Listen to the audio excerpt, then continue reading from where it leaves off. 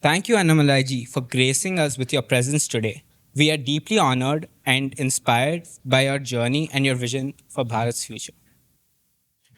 அனைவருக்கும் என்னுடைய அன்பான வணக்கம், மை ரெஸ்பெக்ட்ஃபுல் நமஸ்காரம் to you all, my Namaste to you all. It's wonderful to see you all in this wonderful institute, Arizona State University, and such a big place. The coordinators were kind enough to give me a tour of the university in about 15-20 minutes. I think you guys are privileged and fortunate to study here and getting exposed to world-class knowledge, different cultural assimilation, people from all across the world, colleagues of yours, friends of yours, partners of yours. Then after a point of time, you deciding to come back to Bharat or probably staying here for some time working. And this is a very special place. A human being, for a very little part of his existence, he or she gets an opportunity to fully immerse in learning. If we are living for 80, 90, 100 years, however God is kind to us, if you look at your period of learning, it will be about 20-25%, max 25%, 20%. And you are in that period of learning, which is going to equip you for the next 30-40 years. And more importantly, you are at a flex of time where your presence is very much required for Bharat, because Bharat is on the growth trajectory. And you are seeing all indicators, it is on the upward trend. Entrepreneurship is thriving. We are the world's second largest startup ecosystem. And every single day you see young people with a lot of dreams. They want to register a company, be there, serve Bharat. By serving Bharat, they want to serve the world. And especially students like you in US alone, we have 330,000 students, Indian students here in US. UK, Indian students are number one. Australia, Indian students are number one. US, we have just overtaken our Chinese friends to become number one in US as well.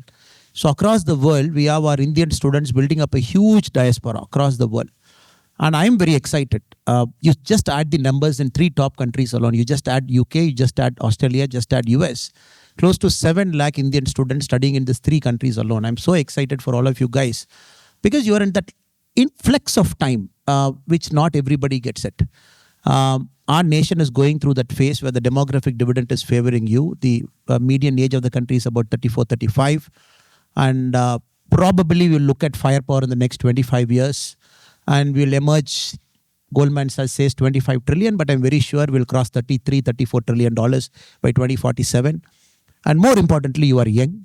And more importantly, this is going to be the era of Bharat. And Bharat, we all know, is never a country that is aggressively or hegemonic or competitive or put another country down. And when our time comes in the next 25 years, we will probably educate the world, teach the world that there is a place for collaboration in this world. All of us can grow together. We can, each of us, hold our hands, and nobody is an enemy to anybody. And more importantly, a lot of things that is in Bharat, we export it to the world. The soft power, the kindness, the tight family structure, the yogic practice. And more importantly, every single human being has got an answer to his life through a question. He keeps searching. Finally, when they are in the last years of their life, they try and find that answer. The answer is very simple. It is, what is the meaning of existence? The answer is very simple. It's a life itself. And if there is one culture that has unlocked the secret to the meaning of life, it is Bharat. And that most of the countrymen, most of the people across the world need that now. What is the reason for existence? By living happily, by living joyfully, harmoniously, Vasudeva Kudumbakam, taking everybody along with us. So that is what you're going to contribute to the world in a major way. And I am also excited for you, because probably we'll see a $1 trillion company in our lifetime. In your lifetime, India will get into that one company, getting into that 1 trillion club, the soil we are in US. Many companies have hit that 1 trillion. Alphabet, we have the Googles, we have the Nvidias, we have the Amazons. But probably I'm very excited for you guys that you will come and get it done, create employment, make sure poverty in our country is removed. So that I'm very excited. So have a great time here. Study well, equip yourself fully, because get the best of both worlds. Respect the country you're studying. It's a great country. It's a country that has given opportunity to a lot of people. For brave, it has taken a lot of creative country, given opportunity for a lot of people. So let us respect the country which is hosting us for some time, taking care of us, guarding us, making sure we all live safely here. Respect it. Whenever you come back, You'll always be a cultural ambassador, a bridge between India and US. That US will expect from you, Bharat will expect from you. Last but not the least, whatever you do, wherever you travel, you always have one home. That is in Bharat. You always have to remember it. You might build a house here, but that is not your home. And you might raise a family here, but still your roots are connected to Bharat. Because if anything happens to you tomorrow, Bharat will be the first country to come for you. Wherever you are will come for you. So that you have to always remember. Make your life anywhere in the world you want. Maintain that relationship. Maintain that rootedness to Bharat, because you can have only one home in your life. Let us respect the country we are in, but don't forget the roots from which you have come, because not everybody is going to come back. I know, but life is not fair to everybody. Probably you might not like, probably you want to settle here. That's okay. But always have that part of your heart beating for Bharat. That is what, maybe as a senior to you, or maybe a person who's 10 years before all the young students who are here, that is my only expectation from you. So let us have a great session now. I'm eagerly looking forward to the questions, and especially to the organizers of PIERA. I know this is a very young organization. It's a small baby. Last Thursday, Smriti Irani madam came and inaugurated. We are just 10 days old now, and you've got big vision.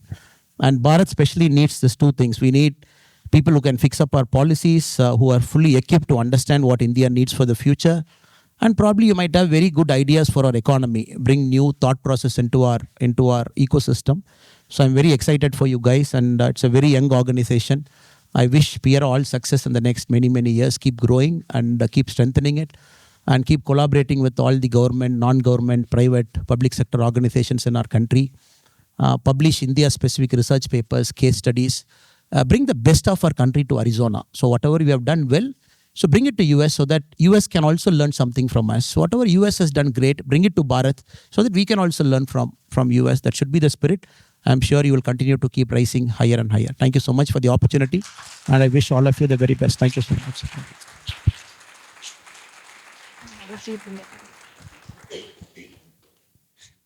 Thank you so much for your inspiring remarks, Annamalai ji. Now, we move on to the heart of today's event, a thought-provoking conversation with Shri Annamalai ji, where we dive deep into ideas of leadership, service, and nation building, and some very interesting questions that you would think that, how can someone even ask this and not get worried about getting under fire? But to lead this fireside chat, I'm delighted to invite Pooja Ganesh, the third officer of PIERA, to the stage first. Pooja will be moderating the fireside chat. I'd now like to invite respected Shri Annamalai ji on the stage. Annamalai ji on the stage.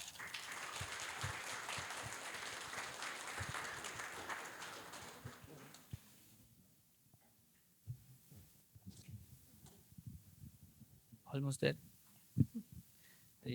You go. Thank you.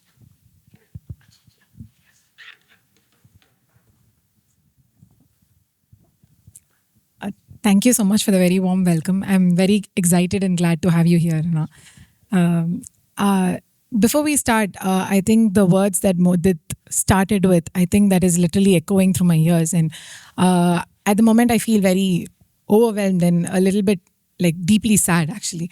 So with that, we'll start with our first question. We are not just mourning as a nation. We are seething. In Pahalgam, terrorists lined up Indian tourists like cattle, forcing men to strip, and demanded Islamic verses to be recited to identify if they were Muslims or not before they were executed like sitting ducks. This wasn't just a killing. It was a ritualistic purification by faith, designated to humiliate, divide, and terrify, to unify all under a singular ideology. One woman was spared, not out of mercy, but with the explicit order, go and narrate these horrors to Modi. This wasn't just a survivor, it was a message. A psychological bullet fired at 1.4 billion people. We have seen civilizations be dropped like dead birds to this form of crusades. How can Bharat fight this and emerge like the phoenix from the 1,000-year-old invasionary period? We seem to be in reiterating US President Trump's words. Anna. All of us truly feel sorry for what happened. I think we are gutted with deep pain, sorrow, and more importantly, anger. I want to take this question and go deep into this because I have an experience in the policing for about 9-10 years. And probably my perspectives would help you because normally this is the time a country takes two different paths. One is you're so angry.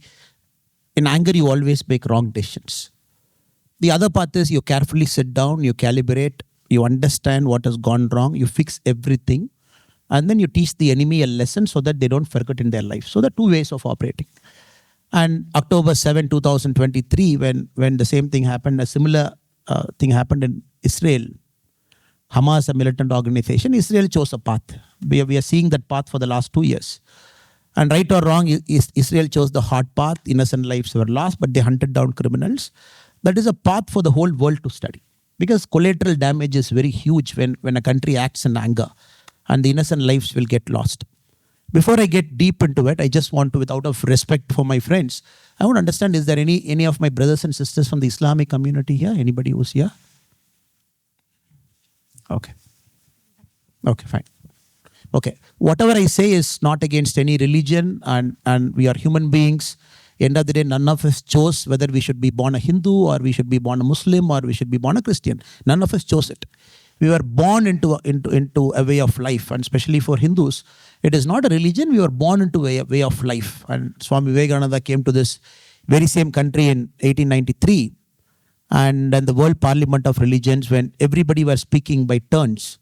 And Vivekananda got the opportunity to speak 17. Swami Vivekananda was waiting for his chance till 16 people spoke before him. And everybody who spoke before him said, I come from this religion, I come from this religion, this religion, this religion. Swami Vivekananda went to the stage. When he got his mic, he said, look, I don't want to call my way of life as a religion. But since everybody who came before me, they said, I come from this religion, this religion, this religion, I'm also forced to call my sect, my way of life as a religion. Probably I will call my way of life as the mother of all religion. So he gave that historic speech in the World Parliament of Religions in Chicago with that spirit. So not against anybody. I absolutely believe all of us are same blood and everything. And again, with respect to Pakistan or any other country, it is for a certain people who make a mistake, it is wrong for us to brand the whole country as some. They are innocent people. Again, in Pagalgam, if you see the pony operator who got killed, who got shot dead, is a Muslim. And the first responders were Muslim, who came immediately there, who came without even thinking about their lives. They came in, they were Muslim. So in that context, I want to give an answer so that nobody should take my words out of context. So when I was doing my MBA in IIM Lucknow, I vividly remember November 26, 2008, my first year of MBA like you guys. I was eating in the mess in the morning. I was supposed to go to my class in the morning. Then the firing happened the previous day, 27th evening it started. And TVs were reporting that 2 people are firing. Sorry, I'm taking a longish answer for that, but it's very important for the kids to set things in context because we should not have anger in our heart. And if we act out of anger, we always act with stupidity. That is why I'm taking some extra time to answer this. Then it was like 2 gangs fighting. Next day morning, we saw, okay, terrorists have come in. They have sneaked in through the sea. Then my heart was so heavy watching that visuals in the morning. Then I went to my class. There's something that changed me as a person. I couldn't sit my whole class that day. The same Saturday, I took a train from Lucknow. I was doing my MBA in Lucknow. I took a train. I went to Delhi. My anger was, how can I fix it? I asked people, what is this? And what is it? Civil service, IPS, IAS, or whatever it is, how to do it. They said, go to Rajendra Nagar.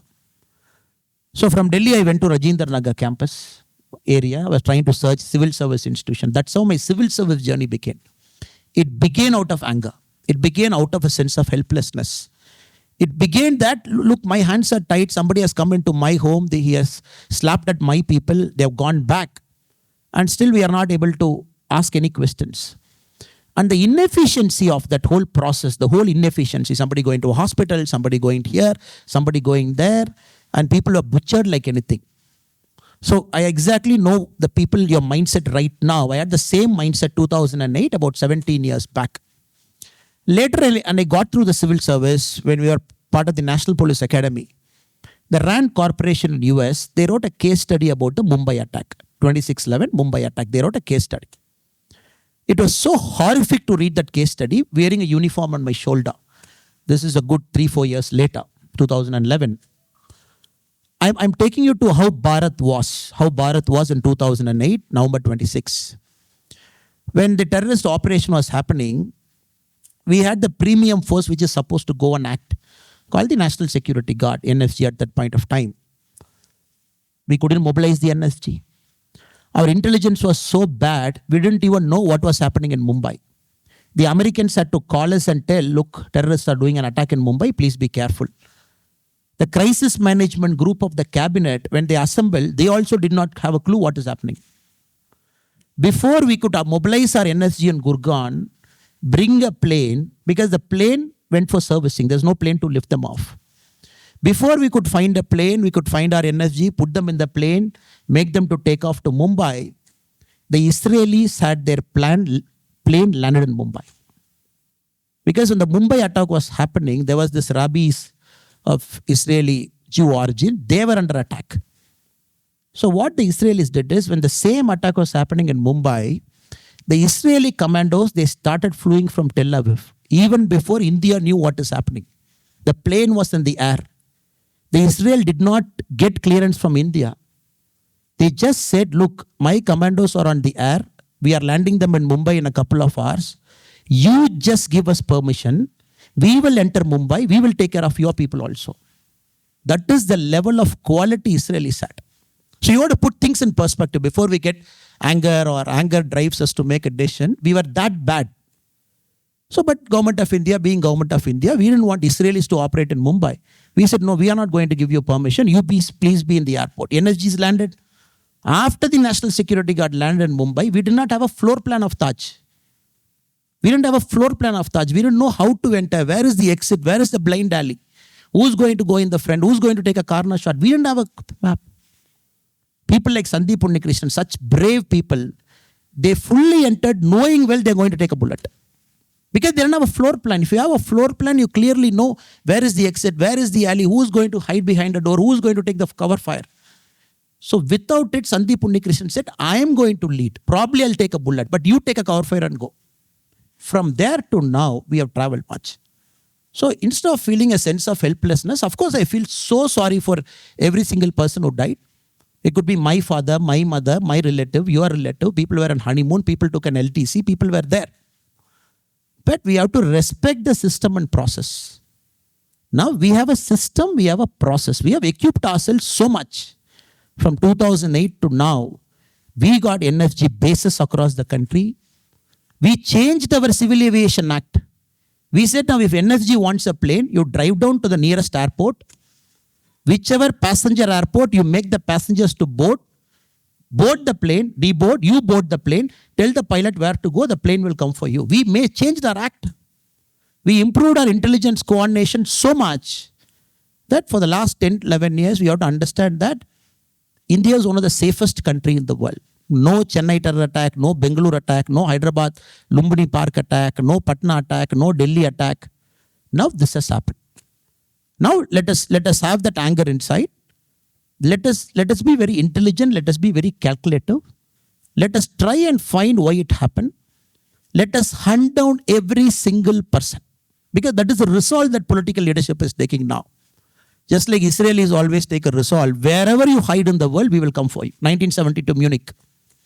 1972 Munich, Golda Meir and her team, what did they do? They said, 2 years we will hunt for you across the world.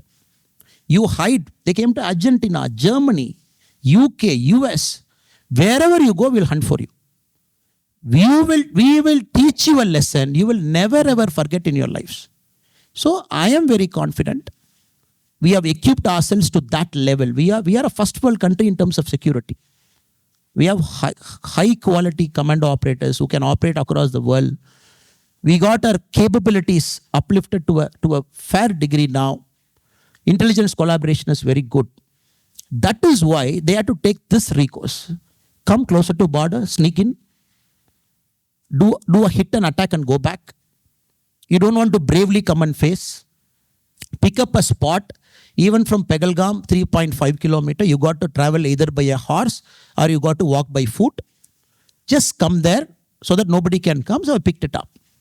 And we also have to understand, now we are piecing together what has happened. We are piecing together what has happened. A person came, an Indian student in Kashmir who went to Pakistan to study in a student visa. He didn't come back for 7 years. The security forces tracked him for some time, then they lost track. So he is the mastermind. He sneaked in, he brought 6 terrorists with him. They split into 3 groups. Now it is out. So my only promise to you is, as a country, as citizen, all of us, let us allow the security forces, the political leadership, to take this challenge head on and resolve it. Now, till now, the way we see the world countries, they're getting united in one line. Except the China's unfortunate remark today. China said, Pakistan being a strategic country to us, and we don't fully believe what India's version is, and we want an independent person to come and check it. So the US, all the major powers are on one line. And again, if there is a lack, no, we'll fix it up. But more importantly, you have to understand, this is also a certain civilizational battle. A certain civilizational battle. This battle is there for the last many, many years. It is not going to resolve overnight, or tomorrow morning it is not going to get resolved, or maybe in the next 10 years it's not going to get resolved. So like you said in the homage that we paid, the only way we can defeat terror is keep doing our work like normal people as if nothing happened. That is the best answer you can always give it to terrorism. Okay, July 3rd, Amarnath Yatra has to start on time. It will go on. Today in Pegalgam, tourist footfall has started today. People have again gone back. Because Kashmir has seen a record footfall last year. 1.2 crore non-Kashmiris have visited Kashmir. This year it should be 1.5 crore. So over a point of time, we'll become more resilient, we'll become more stronger. And I am very, very confident that they'll be brought back. Normally for a prime minister, you got to give him that thing. When a prime minister says, look, I will teach them a lesson of their life, he will teach them a lesson of their life. So I feel very sorry for every single person, especially who got married a week back. Somebody from Shimoga, husband, wife and son going there, from Hubli, from Kurnool, from UP, from Maharashtra. Many people have gone to Kashmir for the first time in their life. So let us be cool, calm. Let us not get into that jingoist mode. And also make sure we don't brand an entire community. That is very, very important, because you are citizens of the future. And all of you are highly equipped, coming and studying. You are citizens of the future. And we should be very careful in our words, in what we speak, in what we do. That is what is expected of us. Keep that anger inside. Let that anger come out in productive way, so that we make Bharat more stronger and more resilient. Thank you so much. Thank you.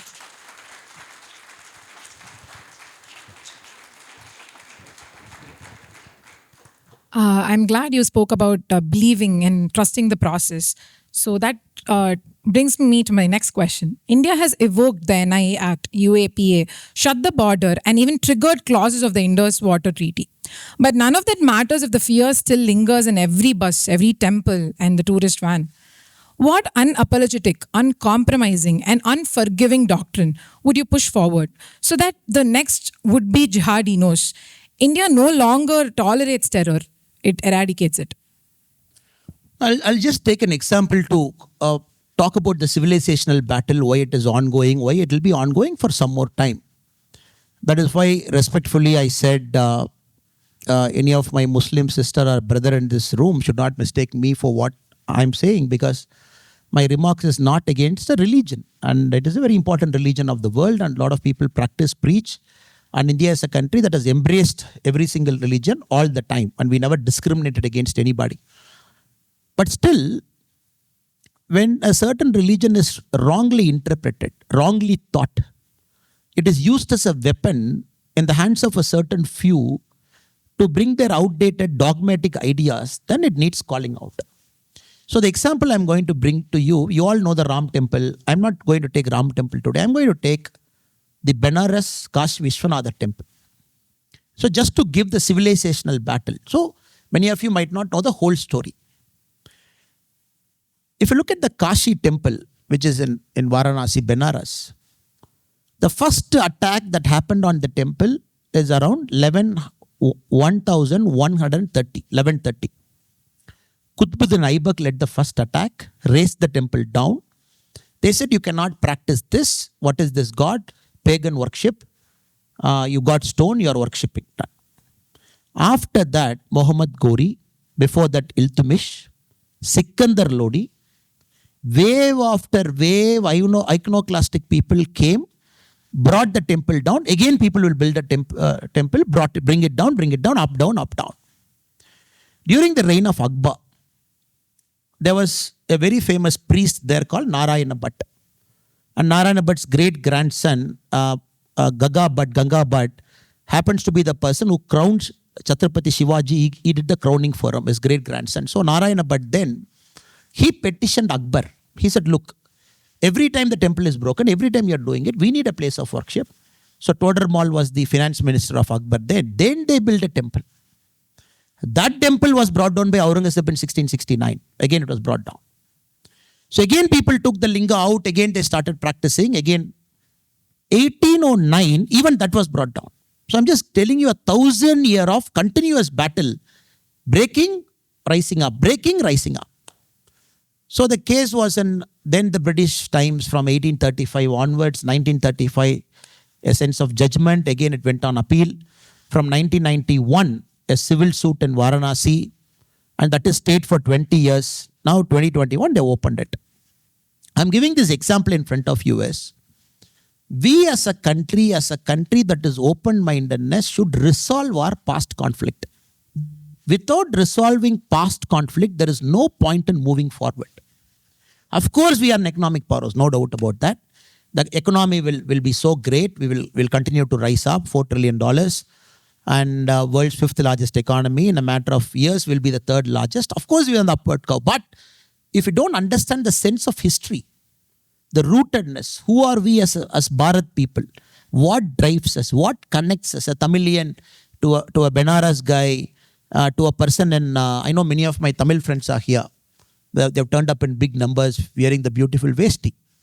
And I know a lot of my Kannada friends are there. They have to understand, when Aurangzeb time, when the jizya tax was put on Varanasi, they said any pilgrim entering Varanasi has to pay a tax for worship.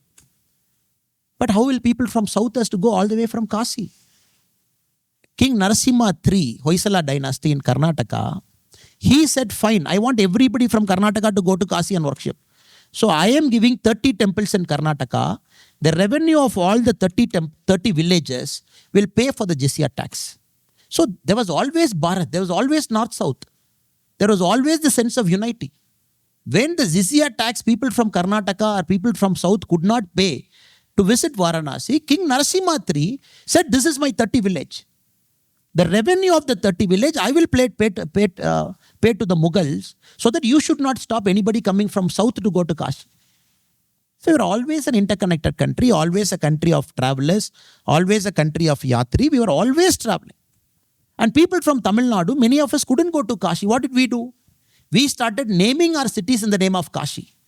Avinashi, named in terms of Kashi. We have a district called Tenkasi, named in the name of Kashi.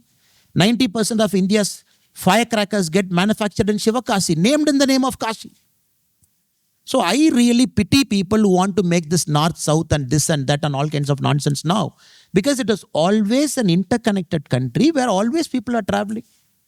And somebody from Kaladi in Kerala, at the age of 18, 19, he walked all across India.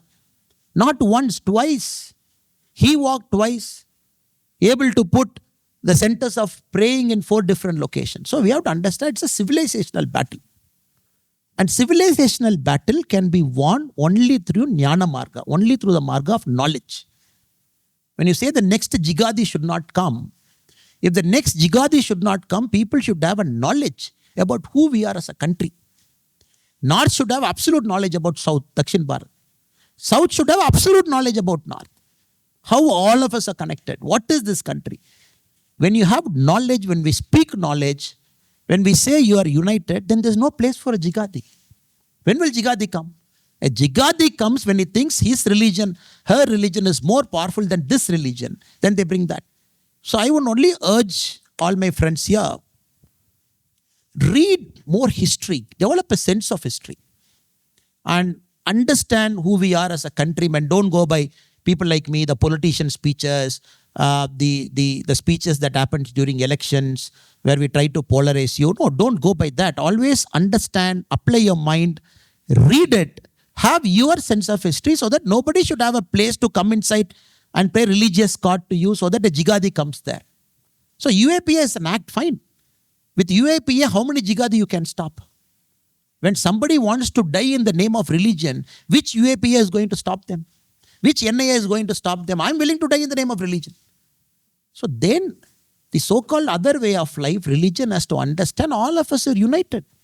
In fact, if you look at the sad story, 1809, when the temple again got dismantled in Kashi, do you know what the Brahmins of Kashi did? They all went to Ganga. They all removed their clothes. Naked people, they knelt down in front of Ganges because they started punishing themselves. Oh God, what can we do more than this? Waves after waves after waves, the temple getting attacked. They said we are giving punishment to ourselves.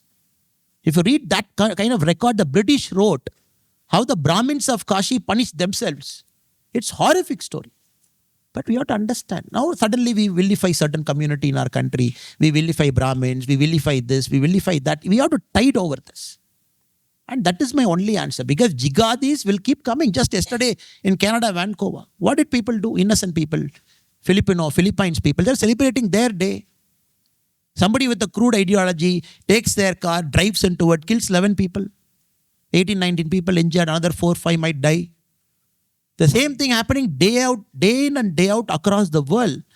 That to US, Canada, UK, Germany, France, in most of the European countries, we are seeing this sudden wave in the last 10 years where people want to use any projectile to kill innocents. Because religion drives them so, it blinds them so much, they want to just go and kill. So let us use Jnana Marga, knowledge, learn, understand, open our mind. If there is a Islamic brother and sister with us, or anybody from any community with us, always have that open-minded conversation with them. Always develop the sense of give and take so that we resolve our past conflicts, because we have to resolve. Mathura, Kashi, you just have to resolve many, many things. Many things have to be resolved in our country with the spirit of openness, spirit of fraternity, spirit of brotherhood.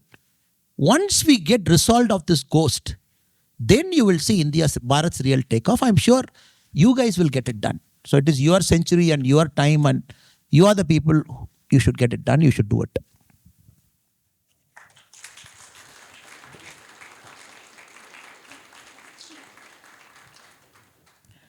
Thank you, sir.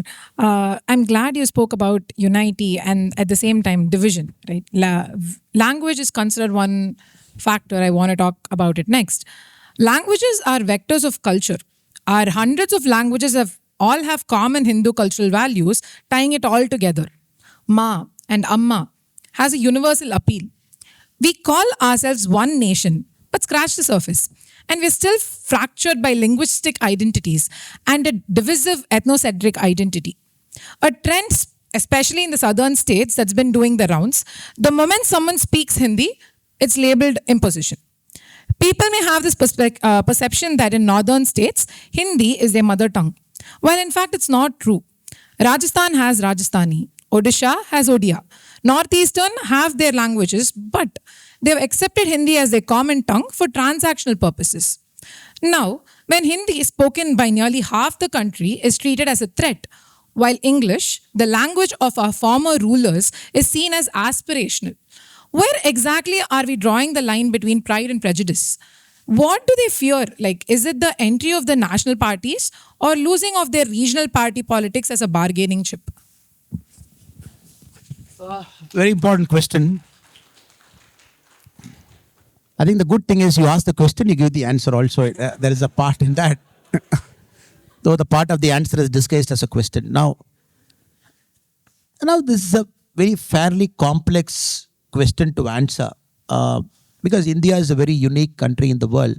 Today morning I was boarding my flight in San Francisco. There was this American guy who was helping us with the boarding pass. Pakka American. And then he asked me, Kaisa hai? And me and two people were there. The other people with me, they don't know Hindi. I said, ठीक है, अच्छा है. I said, आप कैसा है? He said, मैं ठीक हूँ. I said, how come you speak good Hindi? He said, no, I came to Kashi. Then I went to Calcutta. 6-7 months I picked up Hindi. Then I came to Chennai. Only then I knew Hindi doesn't work across India. Then it, it happened. It happened today morning. Then he was like, how can I learn so many languages? Your country is a crazy country. And you want me to learn so many languages to survive in one part. So I've given up, man. So have a good day. So I took my boarding pass. I was just thinking in the mind. Today morning, it just happened in the airport. And with this context, I'll give you the answer. Now, the official line that the current government takes is all languages are national languages. And there's a very important statement for a national political party to make is very, very important. Why? Because only through education, the language comes in. We all have education policy. In 1968, we had our first education policy. And where we felt at that point of time, Hindi has to be made compulsory because there should be a uniform language across the country. And 1968, they said, okay, you all have to learn 3 languages. And South India compulsorily have to learn Hindi. And North India have to compulsorily learn 1 South Indian language. You pick up one. So it's a non-starter. So none of the North Indian states wanted to pick up a language to learn. South Indian politics also was such a way. They said, oh, Hindi means imposition. I will not learn. So it was a non-starter. But very funnily, it was the official education policy of Bharat 1986. Rajiv Gandhi ji, he came and tried. He did something called the second education policy. He also said as a prime minister that we will have 3 languages. South India have to learn Hindi, North India have to pick up 1 South Indian language you learn. 1992, again he revised that second education policy, but language part was still there. So 2019, the gentleman who passed away a week back, may his soul rest in peace, the former ISRO chairman, Sri Kastur Ranganji from Karnataka, he was made the head of a committee to draft the new education policy, the so-called third education policy. He drafted very beautifully. He also said, no change in language policy. Third language will be compulsory Hindi. He said all South Indian languages will learn Hindi, South Indian states. North India will pick up 1 South Indian language you will learn. So May 31, 2019, it went to the cabinet, the Prime Minister Modi ji. Because Modi ji himself is a Gujarati. And though Amit Shah ji speaks beautiful Hindi, but he picked up Hindi only 10 years back. He picked up Hindi very late, but he speaks Hindi because he's a Gujarati himself. When it went to the cabinet in 2019, May 31, so Modi ji said, okay, we are accepting the report, but we are changing the language policy. First time in our country in 2019, we removed the language policy. We said, look, you got to study 3 languages, but third language should be your choice. Compulsory English, compulsory mother tongue, which is Tamil, Kannada, Hindi, whatever we choose to call the mother tongue. Third is of your choice. So this is a very, very, very important development that has happened in the polity of Bharat, India. We all have to understand now. We have a new education policy. The third language is optional, but you have to learn a third language. So now in this context, the politics is happening. What is that third language? In a state like Tamil Nadu, they are like, no. Third language can be Malayalam also, Telugu also, it can be Hindi also, anything. But unfortunately, we don't have Malayali teachers, we don't have Telugu teachers of that scale. So again, we'll be forced to study Hindi. This is Tamil politicians' argument. So they are like, no, you are bringing Hindi through the back door. So our Tamil politicians always find a way to create a roadblock. They are like, no, you are trying to create it through the back door. Now my argument, people like my argument is, look, let us look at Tamil Nadu as a whole. So you look at a certain region which is Malayali dominated, which is Coimbatore and other parts. So those people should learn third language as Malayalam. Chennai is Telugu dominated. Let Chennai learn Telugu. So it is the new education policy is cluster-based approach, where in one state we can have multiple languages as a third language, which the government has to facilitate. You facilitate, you talk to Kerala, you call up Kerala CM. You tell them, send me 2,000 Malayali teachers. Because Malayali teachers will get employment in Tamil Nadu. Now Kerala CM will ask, you send me 1,000 Tamil teachers. So you call up Orissa, let me call Bihar or UP CM and say, okay, you want to learn third language Tamil, I will send 500 teachers to you. So you send 500 Hindi to me. So take them everybody through the Tamil Nadu Public Service Commission or Karnataka Public Service Commission so that you give employment to other state teachers. So that net flow in the country is we learn what we have to learn. Now, I think this is one of the way to solve the language problem. The second part of your question is, I think language, I studied in Tamil Nadu, my MBA happened in Lucknow. Unfortunately, in the campus, we all speak English. I never had the opportunity to speak Hindi. When I went to NPA, National Police Academy, also no Hindi. Then cadre was Karnataka. I had to learn Kannada at the age of 26, pass an exam at the age of 28. And that exam is a 10th standard equivalent in a civil service. If you don't pass the language of the state, which is a 10th standard equivalent, you will not get your first promotion. I have to pass Kannada at 28. Then get my promotion as SP, serve for another 7-8 years. Then after coming to politics, I started picking up Hindi. Because I have to interact with, I have to go for campaign. Even now when I go to Delhi, I feel so bad my Hindi is not good. In the stage, I can't speak. When I feel bad in Telangana, I can't speak Telugu. Now I'm trying to pick up Hindi in a more polished way. Now I'm sure when the need comes, I only respectfully tell our friends, be open-minded. When the need comes also, I don't want to learn Hindi. I don't want to learn Tamil. I don't want to learn Kannada. I don't want to learn Odisha. That is bad. You pick up a language, third language is important. But at a point of time in your life, you will definitely get a need. So you pick up. And that is the only way to resolve. Because since I know Kannada, anybody from Karnataka here? Okay, great. So I am a big fan of Basavanna ji's Vachanas. Big fan. Oh, beauty it is. Big fan. Bhairappa ji's beautiful writing. Kompu ji's writing. So at the age of 29, another beautiful culture got unlocked to me. Another beautiful language got unlocked to me. Beautiful poetry and writing got unlocked to me. I think if we approach language in that spirit, I don't think we'll have a fight on language. Likewise, let us approach Hindi, let us approach Sanskrit, let us approach Tamil with the spirit of inquiry. Okay, what is in that language? What is Tirukural? Reading English Tirukural is different from reading Tamil Tirukural. That is entirely different.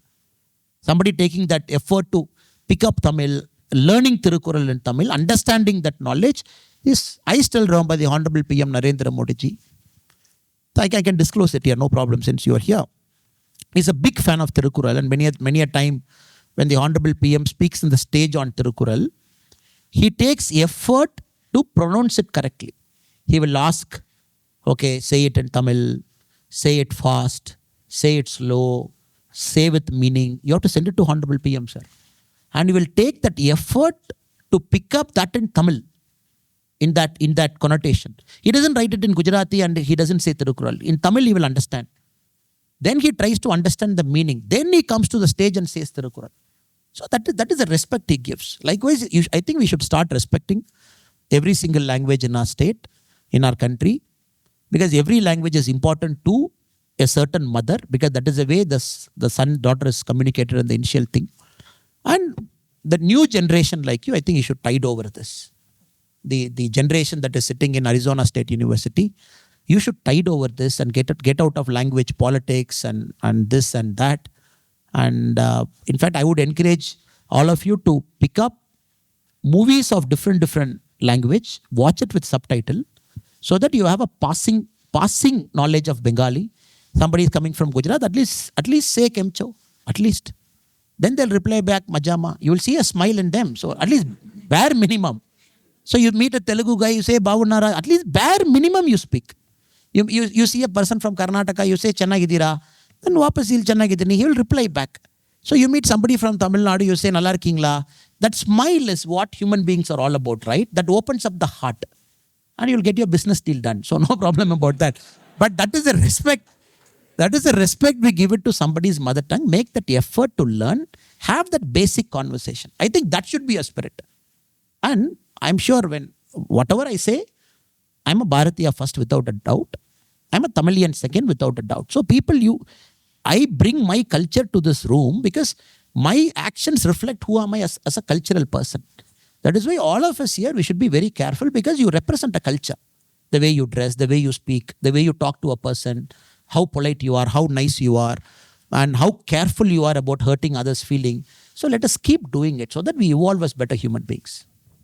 Sorry, I'm giving long answer to that.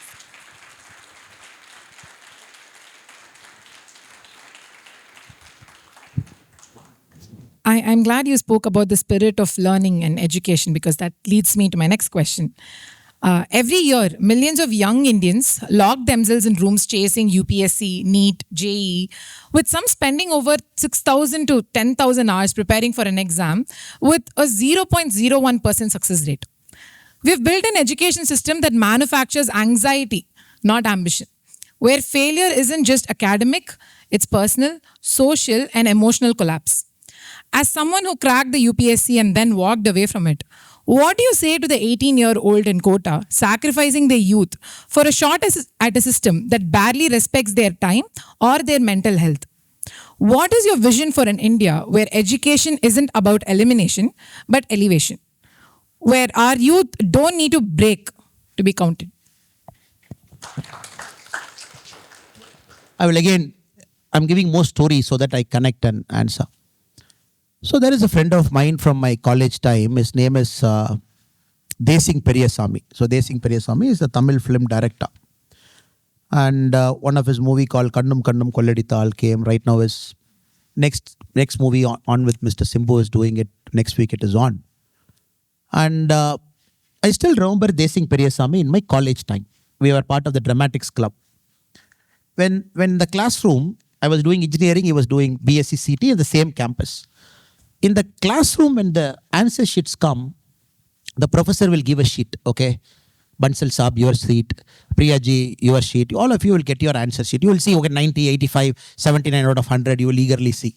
But Desing will never get his answer sheet because it is always the last. And the professor will give it to Desing. He says, why are you checking anyway? You have failed, you got 30. So it's always it is like that. But Desing was so particular that this is his passion and this is what he has to do in life. I later went for my MBA, I went for my civil service. I was tracking Desing Periyasamy all through my life. So when I was SP Udupi, he came all the way to Udupi. He said, look, I am doing a police story. I want to see this. Passion never went away. Then he made his first movie. Passion never went away. Making his second movie, passion never went away. Because last week I was meeting him for a conversation about life. Student friends we are meeting. The reason I'm telling you this to you is, many a times, including me, the first 20, 25 years of our life, we experiment so much with our life, we actually don't know what we want in life. We actually don't. Even now, I'm sure many of us don't know what we want in life. And we have a vague idea, this is what I want to do. Vague idea. We kind of go through that vague idea. So it's okay to make mistakes, okay to experiment with life, okay to change careers, okay to do this and that.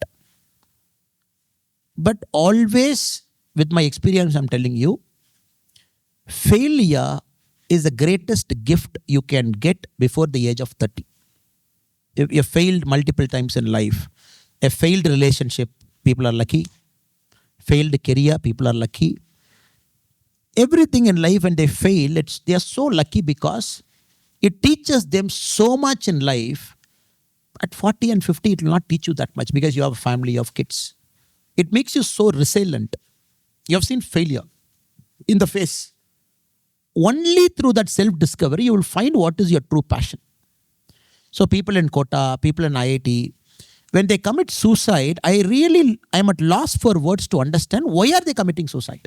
In IIT Madras, when people come to all the way to IIT, they commit suicide. Kota, they commit suicide. Somebody commits suicide because he got 90%, he didn't get 95%, they commit suicide. Civil service, they commit suicide. But you look at some of the greatest achievers in life, they're actually the backbenchers.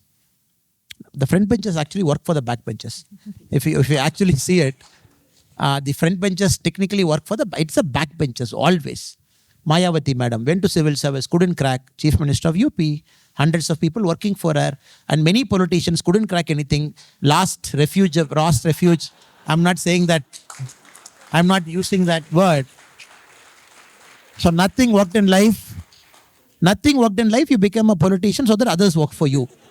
So this story we are seeing day in and day out and day in and day out. So I would always say, people should chill. People should chill a bit and not get too much flustered about life, exam, marks and everything. Because if you track all your 12th standard, 10th standard toppers, you should find what they're doing. What 12th standard school topper, what is he doing? 10th standard school topper, what he or she is doing.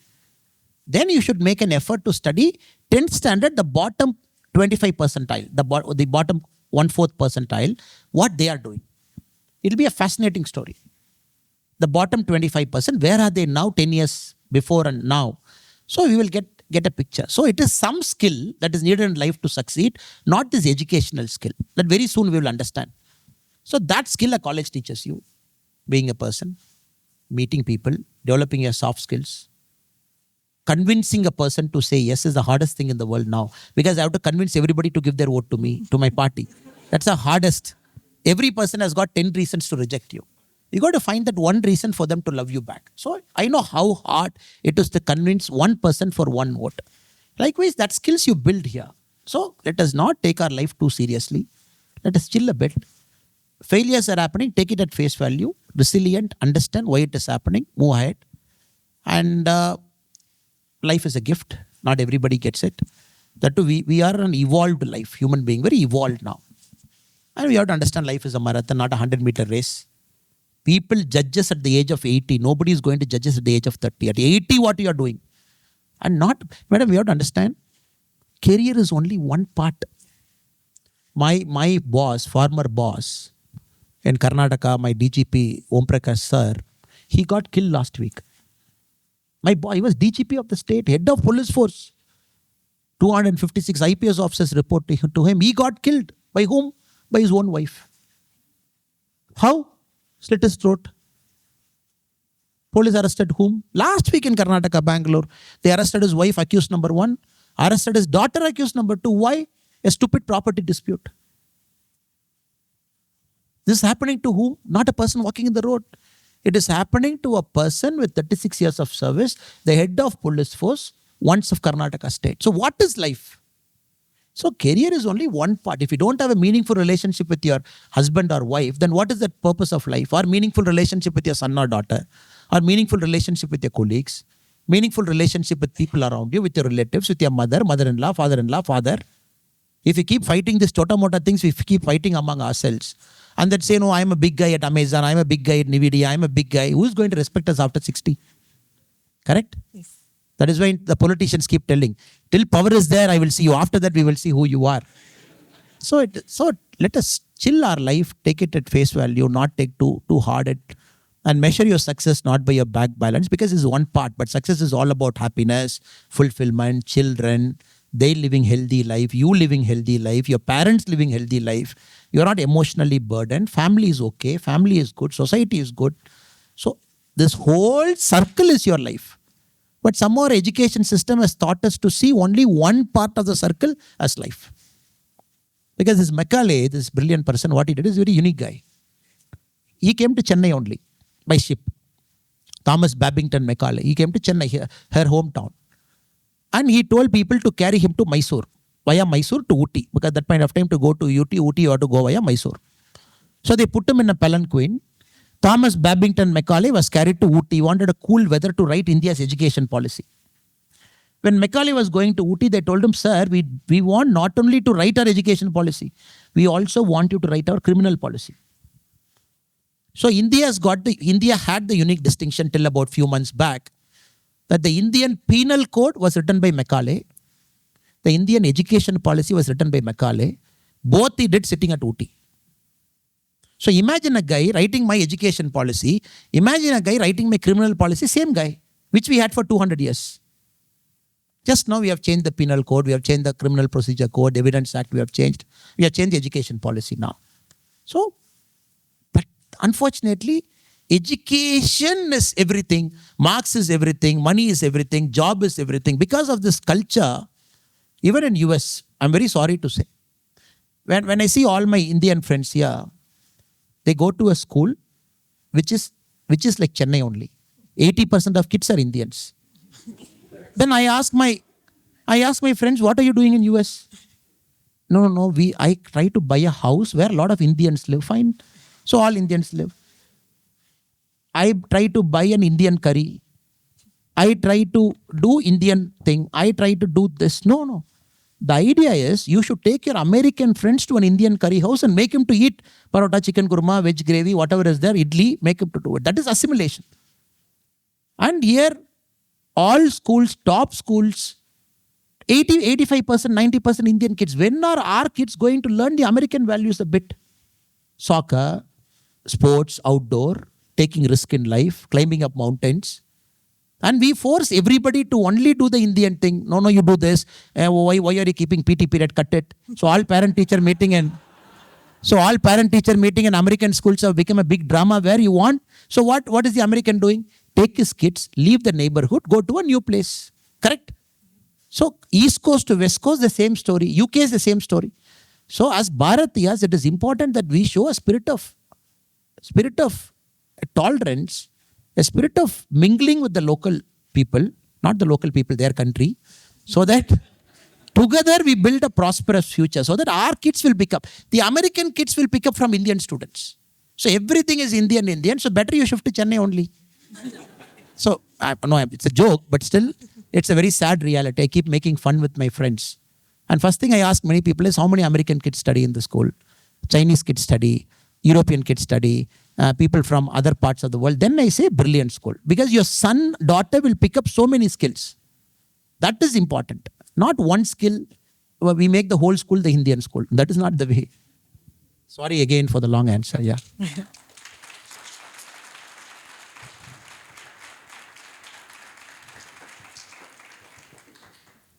I'm going to shift the next question in a little bit more pressing concern.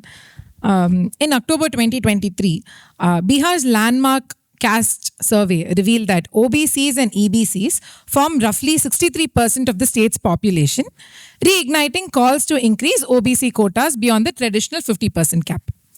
At the national level, the introduction of a 10% EWS quota for economically weaker sections, which are largely upper castes, has already effectively breached that cap, and it's sensible to some extent. After 75 years of reservations, we are at a crossroad. Why has rationalizing our quota system become so contentious despite decades of affirmative action leading to suboptimal outcomes? Do you believe we should streamline reservations, for example, by restricting them to education, entry, or promotions, rather than extending them to all three aspects of perpetuity? Also, how would you implement such reform while safeguarding opportunity for truly deserving individuals who do not fall under these brackets, and not losing them to countries like US and UK, which promise a relatively fairer meritocratic system? I was very surprised to see Mr. Trump's polling after the election. Like a typical politician, I was looking at the polling, which segment of population was voting, the swing states behavior, men and women behavior, the immigrants behavior. I was very surprised by the immigrants behavior in US. Hispanics, traditional Democrat voters, 42% Republican this time. Colored people shift to Republican. So immigrants were shifting. I was like, what is happening? This guy speaks many a time that he wants to restrict immigration, but still you're voting. Then a professor gave me the answer for this. He said, look, this is called kicking the ladder syndrome.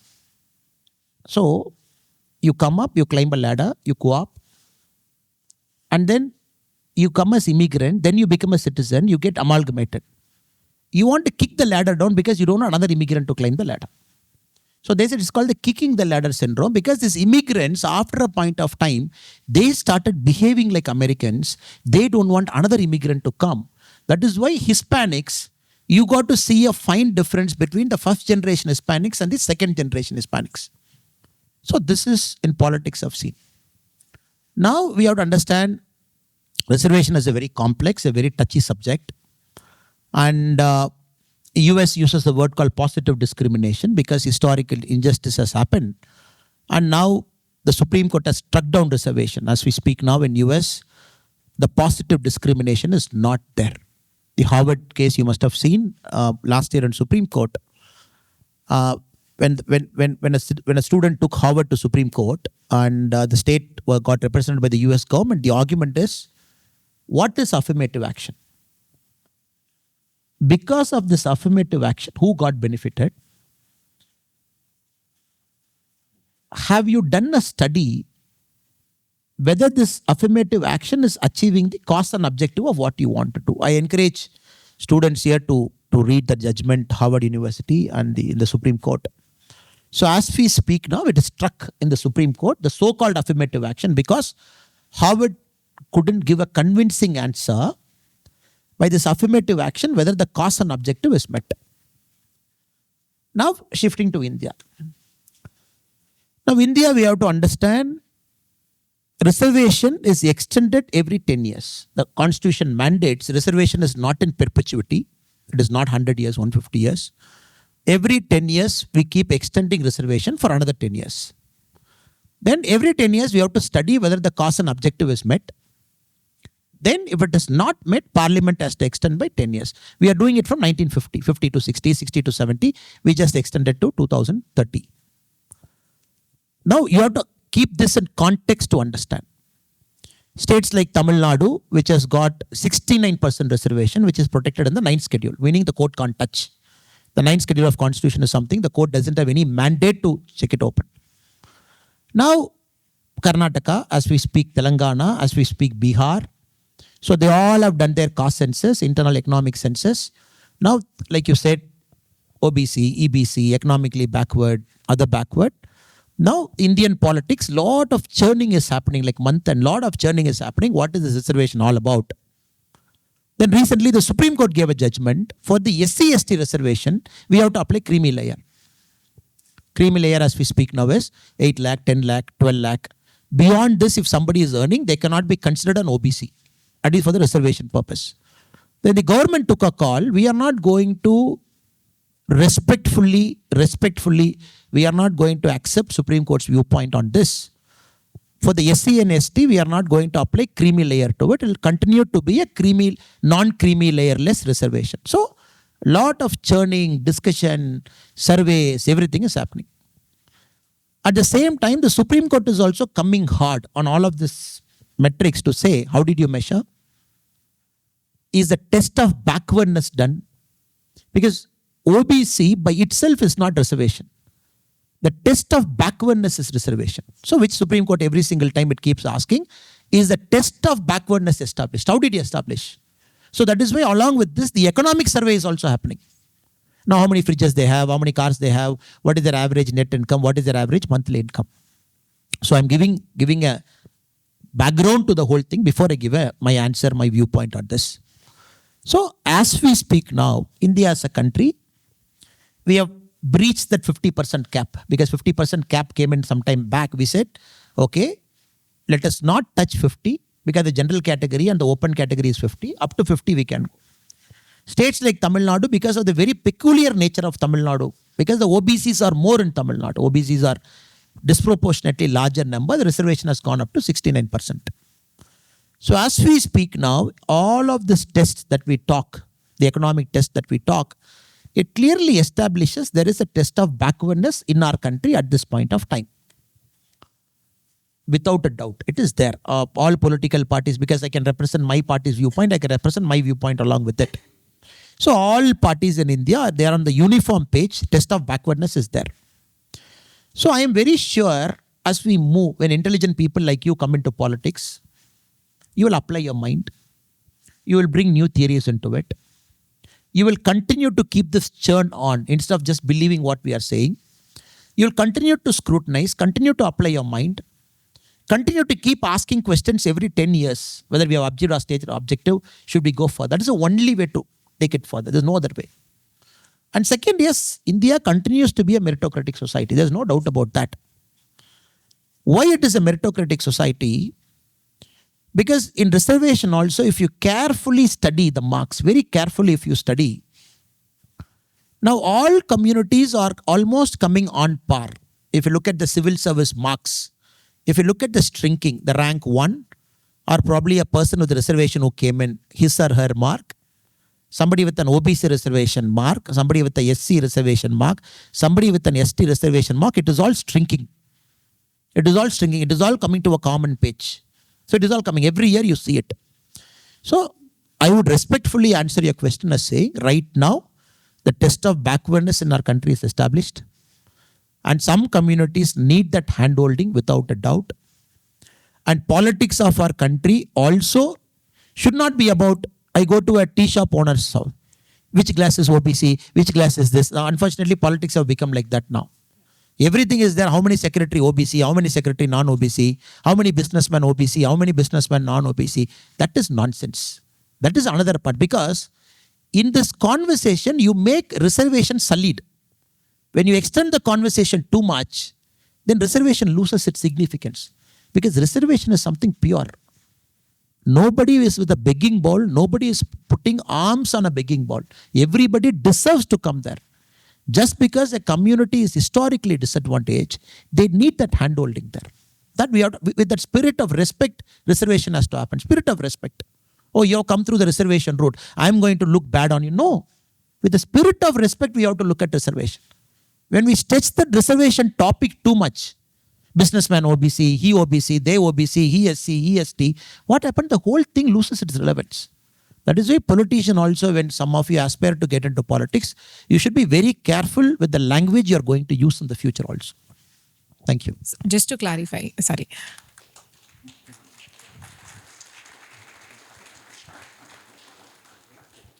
Just to clarify a personal doubt. So the reservation should stop at a certain level, like maybe education, and not looked further. Is that what? Okay. Now, in our country, the mandate that we have is reservation at the entry level, reservation at the promotion level. Okay, the reservation is applied at multiple levels. In our country, we don't have reservation at the promotion level. For example, you became an IPS officer. The reservation is applied at the initial selection, IPS, IAS, IFS, whatever it is. Then in the promotion, there's no reservation. You all get into a rank, 1, 2, 3, 4, 5, 6, 7, 8, 9, 10. And then by rank wise, people get promotion based on the seniority. It is not there. But there are certain jobs.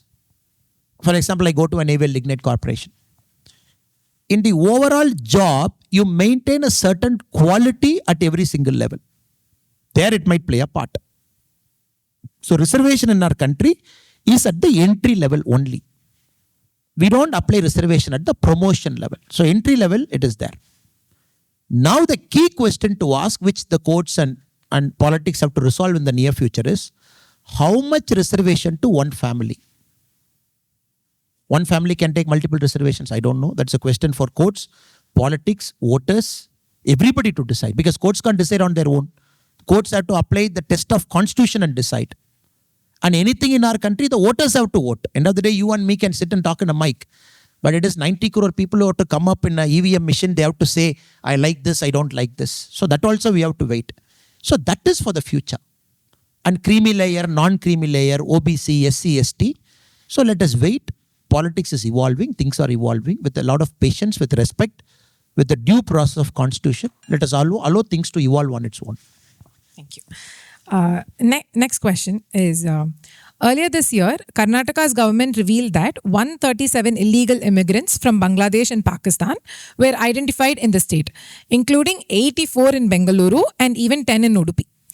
Many had obtained fake IDs and were living quietly, raising fears of unchecked inflows and potential sleeper cells. From Assam to Tamil Nadu, the issue of illegal migration has taken on security, demographic, and political dimensions. How serious is the threat of illegal immigration and associated terror networks in your view, particularly in South, which is now seeing this trend? And what concrete measures would you urge, from border tightening to better ID verification and intelligence sharing, to tackle this infiltration without tearing innocent refugees or migrants who seek a lawful life in India? I'm sure inputs from this we can share with our friends in the US policy, think tanks, and governmental departments who also have a similar problem at their end. Now I'll have a small quiz question so that my friends don't go to sleep. It's a long conversation we are having, so that once they answer, I will connect that to this question. So which country is in the world is topmost in terms of GDP? US? Everybody has got an idea how much is US GDP? How much? 27, 28, 30, 31. Let us keep it 30 trillion. 31, 30, 29. Let us keep 30 trillion. Okay, number one. Number two, China. 16, 17, 18 trillion.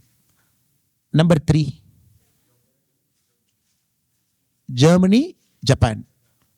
Japan, 4.7. Germany is there. Number 5 is India, 3.94. 4.1. It is all statistically, you have this always a problem, World Bank, IMF and everything. But fascinatingly, the neighboring state, California, anybody knows the GDP of California? So California is actually the world's 5th largest country because it is 4 trillion. So California is more than Bharat. Bharat is 3.9, neighboring state. Now, last year, Bharat grew at 6.5%. We grew at 6.5%. Base effect is low, you can grow. No problem. We are growing. We are the fastest growing economy in the world. Any of you have the idea how much did California grow? It grew at 6%. US grew at 3%, California grew at 6%. So I'm putting things in perspective. The economic power centers are always magnets. Bay Area, why people want to go? You put a stone, there is a millionaire somewhere walking. And probably an Indian. And probably a software guy. So you see, yesterday we were in Stanford. And the kind of people who I was meeting, I'm Google, they all number 2, number 3, all Indians, all our people, all top people, all product people, top people, the best brains, all Bay Area guys. The top investors in the world are Bay Area Indians now. They have so much money in the bank. They want to come and put millions in Indian startup and everything. So we have to understand, when you're growing, people will start coming towards you. So India will have a Bangladesh problem because we are growing. When you have a Bangladeshi, the numbers that you mentioned in Tirupur, Tamil Nadu, Karnataka, Davangere, Udupi, all the numbers are Bangladeshi people. So it's a clear migration they want to come, many of them, with due respect for them because they want to find a better life. Let me go work there. There's a better life for me. India is growing. So there it is like in Bangladesh, if you go and look at the industry, we all know how the industries function there. So that is one. So this needs a different calibrated approach to tackle because people just come here because they want to lead a better life. Because it's a porous border, though we are fencing, it keeps happening on and off. That is, the West Bengal border is so notorious. The population of the districts bordering Bangladesh and West Bengal, it has gone up 50% in 10 years. How can population go 50% in 10 years? If the district bordering all the districts, average, I take one district of Bengal bordering Bangladesh, if it is 100 people in the last census, next census it is 150. Abnormal growth. Aadhaar, we all know, is not a citizenship ID. Anybody can get an Aadhaar. Even non-citizen can get an Aadhaar. So everybody has got an Aadhaar. So this needs a different level of growth where the border states have to grow well. Where the border states, Bangladesh have to grow well. Bengal has to grow well. Northeastern states have to grow well. Only then you will stop this net migration. Then you have this bad problem of Rohingya Muslims there. Again, getting attacked, fight there, problem there. Northeast is porous. They want to come inside. Because there is a big war happening in Myanmar. So that is another problem we have. So this, the only option is to tighten the border. Make the border non-porous. And historically also, because of the stupid partition that we had, in West Bengal, you go put a line, the grandfather's property is here, the grandmother's property is here, there is a line in the middle. So in many places, you go to Bengal and the border, the Parganas, go to that side, you will see it's very funny, the relatives' properties are divided by a single line. So then they have a deep ties where people move between borders because it's a historical connect. So that we have to resolve.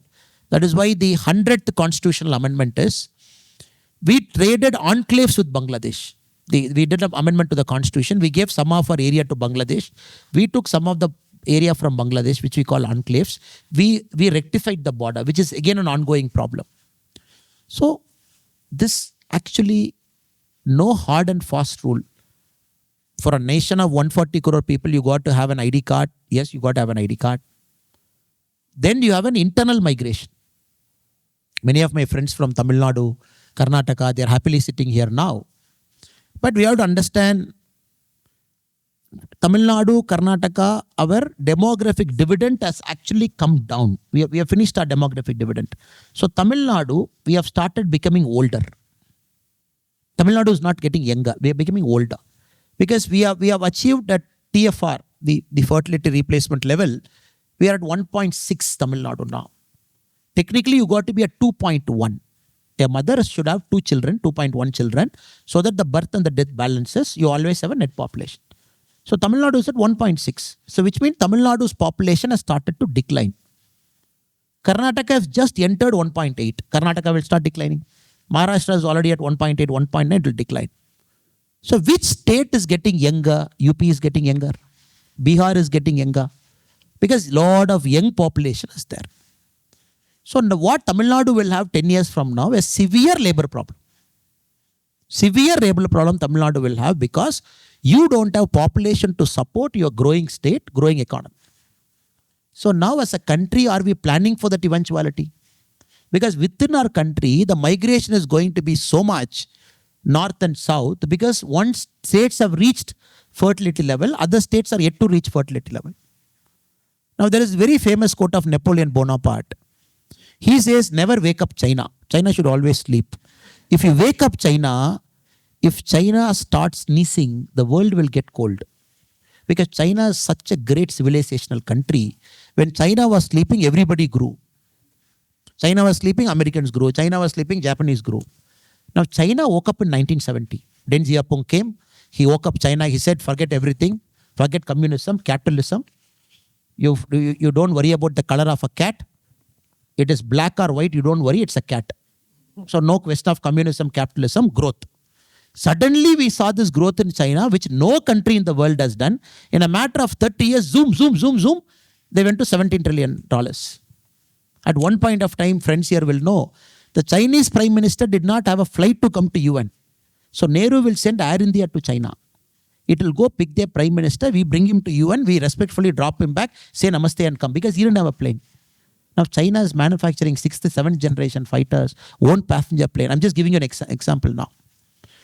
The same thing is happening to UP now. Because the UP was sleeping. Suddenly they woken up in 5 years. Suddenly you're seeing zoom, college is getting fixed, the law and order is getting fixed, criminals getting fixed. Suddenly you're seeing a lot of young population, children, women getting participated in labor force, children going to school. Now UP has woken up. UP is what? 23.5 crore people. 23.5 crore people suddenly woken up.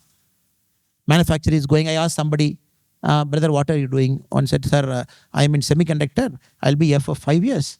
In next 5 years, semiconductor will come in Gujarat and UP. I'll come happily to UP. Now, this is a lesson for states like Tamil Nadu, Karnataka, my own state, Tamil Nadu, to understand, okay, what has worked till now might not work in the next 15 years. We have to have a different policy to growth. And UP has taken off mode. It is taken off. Bihar is taken off mode. Manufacturing is coming. Because in the last UP investor conference, UP attracted 17 lakh crore. In the last Tamil Nadu investor conference, we attracted 6 lakh crore. So where the money is going? Money is going to UP. Because they see opportunity. A businessman doesn't see Tamil Nadu UP. He puts 100 rupee paisa, he wants 120 rupee return. So now children who are here, you should understand the world is your playground. India is your playground. You should look at opportunity. So now the net migration will become a problem. So what will happen? Far right political parties will rise. Tamil Nadu for Tamils. AFD for Germans. This for Kannadigas. This for Biharis. This for UP. So the next 25 years in politics, you will see extreme polarizing right parties which will start playing with this migration. That's an unfortunate part that is going to happen. America had a Bernie Sanders moment that somehow not took off. So that we got to be very careful in terms of how we grow our country, how we fix our policy, how every part in India grows. So let us treat migration with a sense of respect, sense of dignity. Understand Bangladesh, Myanmar, there is a problem. Fix it up at the border level. allow development to happen. At the same time, be strong. There is a net internal migration is also happening between states that might reverse in the next 10, 15 years. Thank you.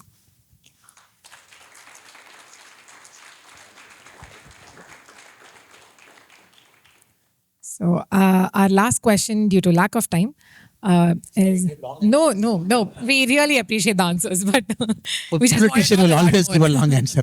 Sorry. Because if I don't set a context, then Yes. the answer becomes meaningless. Sorry. Definitely. Many young and capable individuals in India feel politics isn't for them, maybe because of opacity, nepotism, or fear. It is visible given that majority of the politicians are older generations. What do you believe keeps idealistic youth away from public life? And if we were to seriously address this, where should reform begin? Mentorship pipelines, internal primaries, leadership training, or join action-oriented think tanks, maybe like PIERA? Okay, I'll take about 5-7 minutes to answer. No problem. Okay. So all of us are comparatively well-to-do people sitting in Arizona, sitting in one of the best universities in the world.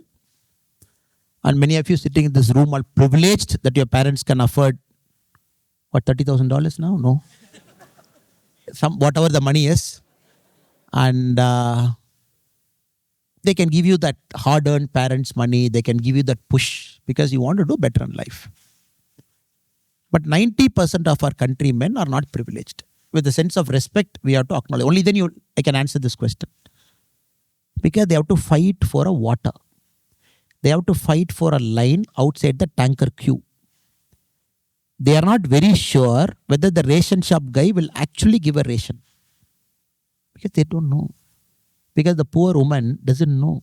Some thumbprint, some Aadhaar has come. She doesn't know anything. Suddenly she will go and the ration shop guy will check. He will say, Amma, this is not working. Go and come tomorrow. That ration gets diverted. So I'm just telling you, in politics, in public policy, you always have to first come out of your shoe. When we sit in our shoe and see politics, it might look stupid to us. Just come out of your shoe, walk towards some other person, wear their shoe and see politics. In my book, there is one chapter on criminal politicians. I've analyzed politics in our country, how many people have got FIR. One person has got more than 100 FIRs and all, very popular MP. And I've analyzed the political culture of Bihar and UP. I've given a name called Bahubali politics in my book. I've taken some 2-3 names, big guys, sit in jail, somebody will do nomination, win. Punjab, somebody sits in jail, MP. Because they never came out, they never saw people, also people vote and become MP. So with respect, I analyzed it. Why does it happen? With my little knowledge, I analyzed it. We have to understand a Bahubali politics, Ansari, very famous guy in UP, very famous guy. Criminal cases, murder, winning elections. Because the system is so bad, people felt only Ansari can fix that problem for me. Oh, Thana Adhikari is so bad, the police fellows are so bad, he's demanding money. But you go to Ansari Anna's house in the morning, he will call Thanedar and shout so that my problem gets solved. Because for a poor guy, he has to survive that particular night, that particular day. Only then next day is a bonus. But for us, next day is not a bonus. So now you have to understand, how do they give their vote? So the vote is the only property he or she has got. We all have got bike, we all have got flight, we all have got this and that. But for a poor person in our country, the only property he has got is vote. That vote he will think 10 times before putting. Should I give it to him? Should I give it to this guy? Should I give it to that guy? If I give it to Annamalai, people are telling Annamalai will go to Delhi, so I will not give it to him. I need somebody who's local. I'm telling you, how people think in my Lok Sabha election, when we're analyzing how people give vote. So you got to convince every single person for their vote. Every single, because each vote is different. Because you divide voters into 10 categories or 50 categories, every category is different. Rich class votes differently. Vikshit Bharat, UP has to grow, Bihar has to grow, Tamil Nadu has to grow, India has to grow. But this voter, Tamil Nadu has to grow. The middle voter, Tamil Nadu has to grow more than UP. This voter, I have to grow more than Karnataka. This voter, Coimbatore has to grow more than Tirupur. This voter, my house has to grow more than that house. This voter, my account should grow more by 1,000 rupee than his account because you are giving 1,000 rupee per vote. So you have to understand,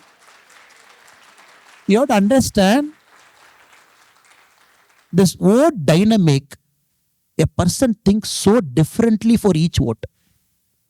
So you got to earn every vote. Rich guy should say, oh, Bhikshit Bharat, but I don't care because he has got his Audi, sit in the morning and go. India has to grow. So that you have to understand with a sense of respect. Anybody wants to get into politics, the first lesson with all humility you should learn is each vote is different. Not all people vote the same way. Correct? Not all people vote the same way. For example, my father and mother, my mother has never left Tamil Nadu in her life. She doesn't know what Delhi looks like. My mother, maximum, she has traveled 3 districts in her life. Only 3 months back, I made my father and mother to make them to travel in the flight for the very first time. Because that is one of my bucket list. My father and mother should travel in the flight together. When did I do it? Me, 40 years. My father, 70 years. My mother, 66 years. Till last week, I was the state president of a prominent political party. So this is a situation in my home. People are different. Their outlook is different. The way they look at, if I go and tell my mother Vikshit Bharat, I have to tell her what Bharat is, what Delhi is, what UP is, what Tamil Nadu is, growth. You're getting the complexity. So the second is communication. Because every person, he looks at communication in a very different way. For him, something appeals. For him, emotion appeals. For him, logic appeals. For him, data appeals. For him, jingoism appeals. For him, this appeals. So communication-wise, so many people speak so many things. Again, you got to have a common denominator. Correct? That is why when somebody says, oh, India politics is so bad, only rich people's son and daughter are getting to politics. Because I've seen many voter, when they're voting, one voting choice, they say, Anna is so rich, Anna, he will not steal government money. I'll vote for him. You go and say, no, मैं poor हूँ. I am poor. I don't have any money, only to serve you. Then they will say, oh, he'll steal my money because he's poor. So all communications are misunderstood at that level. Because you might say, I've left everything for you. I am only wearing kurta pajama. Only for you I have come. Please vote. Then they'll say, you have kurta pajama now, but probably you'll steal my money. So it's different things. So with a sense of humility, let us accept it. Second, the only thing for a first generation person, it's very tough in Indian politics for a first generation person to survive. No political background, nothing. You want to break through, win an election. It is very, very tough at this point of time. Because people vote for a party. 80% of vote goes to a party. Very little comes to an individual. So a greatest of individual, Mahatma Gandhi, in India, you make him to contest as an independent candidate, high probability he will lose. High probability. Because the vote is not for an individual, it's for a party. So you have to tolerate that also. You might be good, party might be bad. So you're growing the party. Just go through with it. You have to go through 2-3 elections like that. It's okay. You have to grow the party. What is the point of you winning? The party has to win. Only then ideology will come. So don't be impatient. Be patient. Have a long-term view. And for me, the biggest failure also happened to be my greatest lesson because my loss in Aravakuruchi. When Aravakuruchi elections happened, I was fresh out of IPS.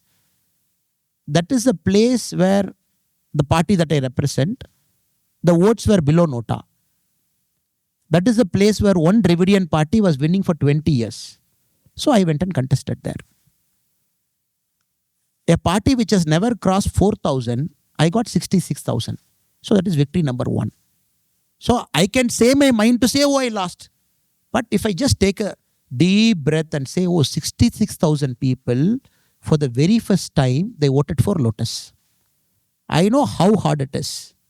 After the counting, many people came and met me. Old grandma, amma, Thambi, nee first button amtha sonneyalla, amthitan.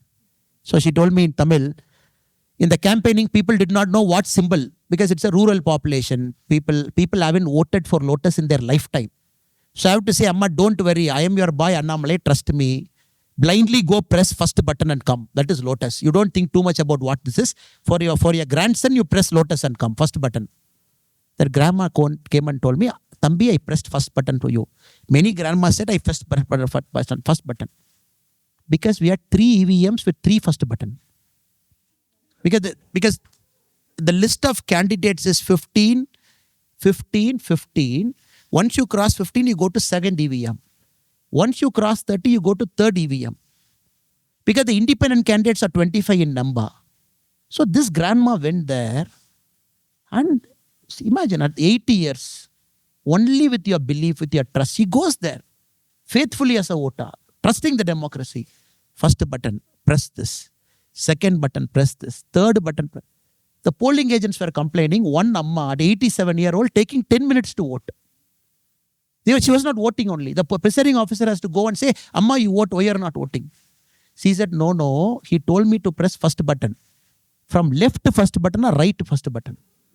I am seeing this, trying to read the name, trying to do it. So you got to honor those people. So I will never take that as a loss. It's a privilege for me. I earned their vote. That's how I see politics. That keeps me driving. So I have to add another 25,000 votes. So I have to convince another 25,000 more people to vote for that first button. So that if you take politics in that spirit, you will treat success the same way, you will treat failure the same way. Because convincing that many people to change their choice and vote. I'm just giving my... So when I saw this lesson, I felt so happy and so privileged. Oh, this many people are trusting you. Which means you got to work hard. You got to keep working hard. One day or the other you will win, but don't worry about it. But keep working hard. So I get dejected. Oh, people did not trust me. I came all the way. I resigned a job. I came for you. Why you did not vote for me? That's a very negative way of looking at life. So every time I go through a low period in politics, so I keep telling politics, I love you. One day you will love me back. But I will keep loving you. One day you have to trust politics will love you back. But you got to be keep parting it. So all you need is that one chance.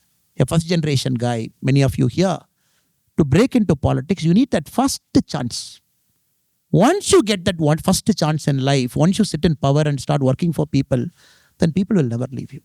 That's the story of Indian politics. But to get that first chance, earn it, fight it, make yourself worthy, make yourself deserving, keep at it, keep improving. One day the result will come. Then result is always with you. Did I answer your question? Yeah.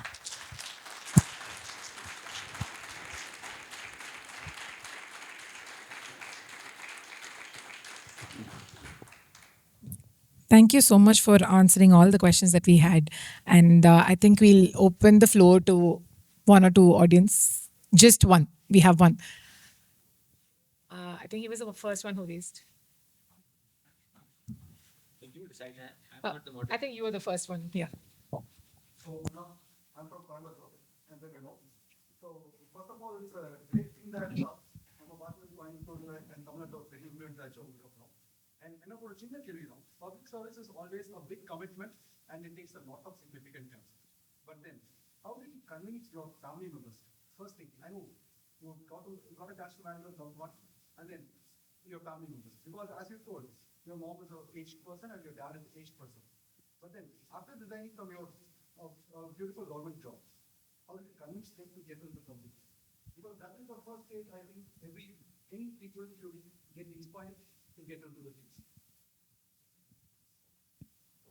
Brother, thank you so much for the question, brother. Thank you so much. The mistake that we make in life, including me at many points of time, is we don't expose our heart to our parents very early. We somehow think, oh, my father will understand me, my mother will understand me. We don't talk to them. We don't have a honest conversation. Suddenly one day we will tell, Appa, I want to do this. They are like, they would have imagined the future for us, engineer, safe, doctor, this and that. Suddenly we will say, I want to become a Bharatanatyam dancer. I want to become a Bharatanatyam dancer. I want to become a drama artist, something. Suddenly they get shocked. Why are you saying this now? How dare you do it? You will fail. When we get into a fight, we don't talk. This is how typically it happens in a house, which I also have done many times. For me, after my engineering, I got a job with a software company, major company. Then my father was so happy. In my village, in our Kula, in our Kotra, you are the first person to get a job. I'm very happy. From farming community, I'm so happy. I said, Appa, I have to say one thing to you. He said, Yenna, I'm not taking this job. He said, what? What are you doing? I said, Appa, I want to do an MBA. You never told me till now. Illappa, I wanted to tell you, but now I somehow believe my education is not complete. I have to do an MBA. He said, get lost. Don't come home.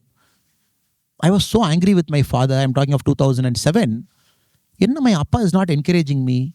My appa should have actually told me, come on son, the world is your place. You are a conqueror like Alexander. Go and conquer. I'm waiting for you in my farm.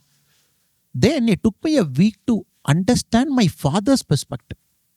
A person working hard in the farmland, earning every single penny in the hot sun, all his hard-earned money invested on me, hard-earned money.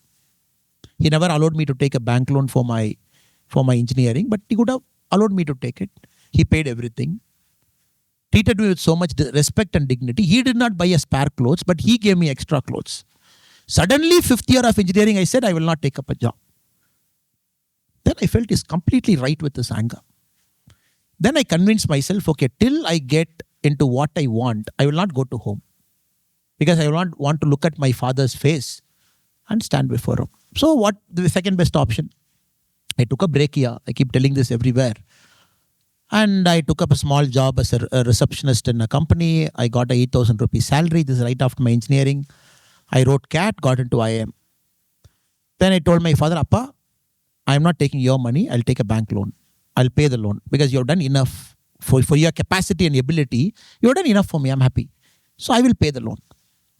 So I'm giving you my life, brother. All of your life is different. So situation is different. Life is different. Imagine studying at IIM Lucknow.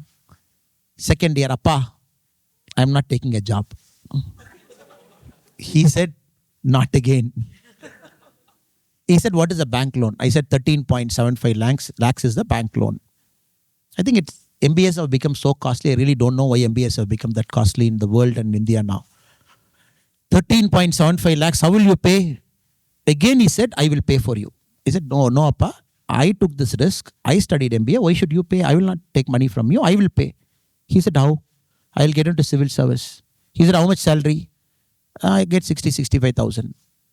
Then you have to pay 30,000, 40,000 rupee every month to clear the loan. I said, I'll find a way, you don't worry. So my thing is very peculiar, brother. I made a lot of mistake in my initial time by not taking my father into confidence. If I've taken my father into third year of engineering, Appa, I want to do this, 100% like all our fathers, he would have stood behind me and said, come study for MBA, I'm with you. But the mistake kids we do is, maybe our kids should not do with us. We should be more communicative, open with them, sit with them, talk to them, ask them what is their aspiration and dream. So got into civil service. Civil service is pride. Imagine a village person in my village with about 60 houses. My father, son has got into IPS. 10 years, I said, Appa, I'm resigning. He's like, why? Then I said, Appa, great life, amazing job, everything is great, but there are some things that is inside my heart. I want to do it. And he said, what will you do? I said, I'll come home and farm.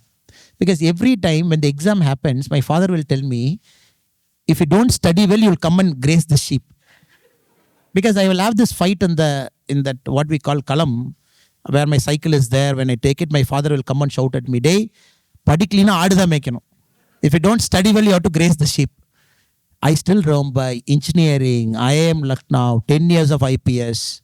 The conversation at the age of 35 to my father is, I will come and graze the sheep. No.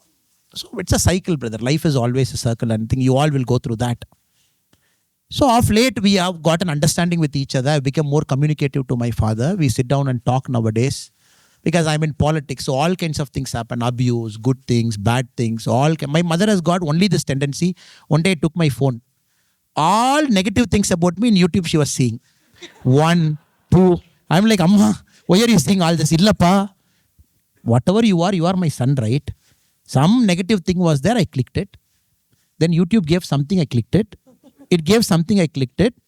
So she was only seeing all the nonsense that garbage people speak, videos after videos to my mother. Then I called my sister, I said, we have to solve this problem.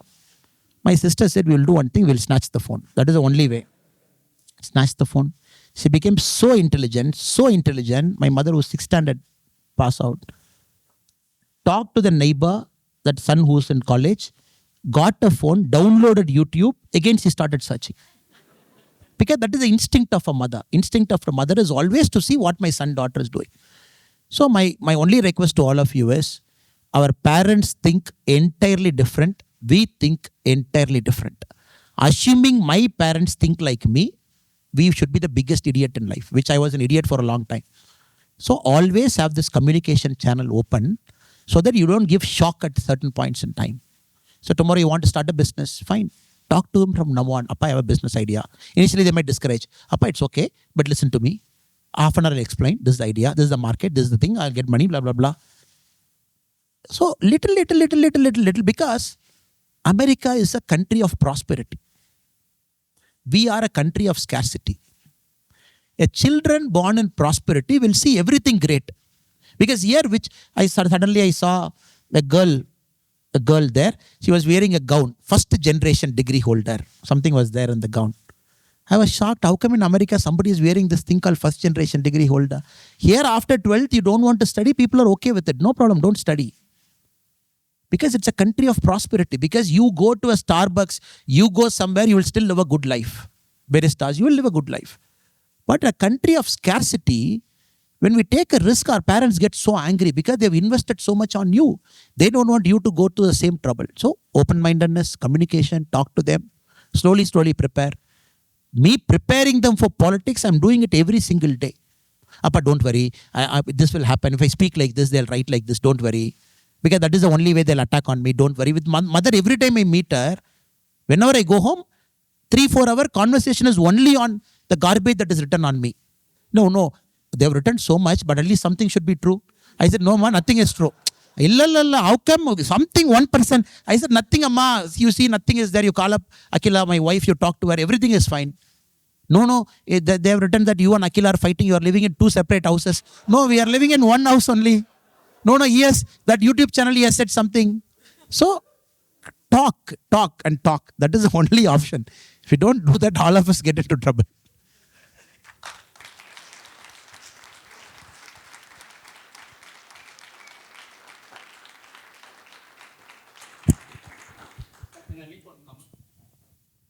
So you said you're waiting for another 20,000 votes. Don't worry. We all love you. 1.4 billion people will love you.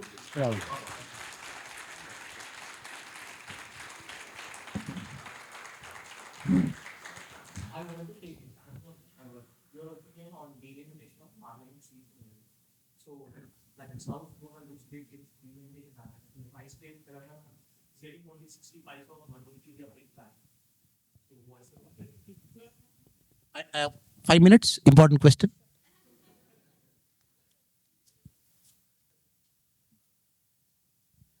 Brother, after independence, Pandit Jawaharlal Nehru in his first cabinet, Telangana, Tamil Nadu, Bangalore, correct? We are prosperous states now, right? We are prosperous states compared to UP and Bihar. I'm talking of only the net income of a person. Because the government of India after 1947, they said, okay, take all important industry to south. All to Tamil Nadu, Karnataka, Andhra, all important industry to south. Doesn't mean North Indian fellow people, brothers are bad, so industry should go to south. They felt in a war, in a missile attack, all this industry should escape the missile range of Pakistan and China. That is why you see all the big industrializations, HAL, DRDO, this and that, steel industry, all with money we put it in south. Because you should escape the missile range. Then south, the next question is fine. You gave us a steel plant in Salem, you gave us the steel plant. But the coal has to come from Bokaro. The coal has to come from Jharkhand. But my industry is located this far. If I take a lift of coal in Jharkhand, I put it in a wagon, I lift it in Chennai, it will be so costly. So the government of India announced a policy in the first cabinet called the freight equalization policy.